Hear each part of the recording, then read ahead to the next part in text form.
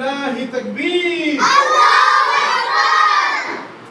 আপনাদের শপথনামাটা পাঠ করেন তো দেখি, বলেন বলেন।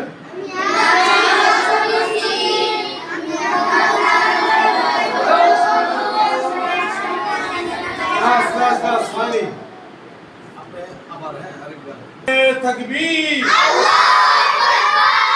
মাদ্রাসাতুল মদিনা। এখন আপনাদেরকে আপনাদের শপথ বাক্যটা পড়ানো হবে মহাপতের সাথে সুন্দর করে। কে কে পড়তে প্রস্তুত আছে? মাশাআল্লাহ, জি পড়ান।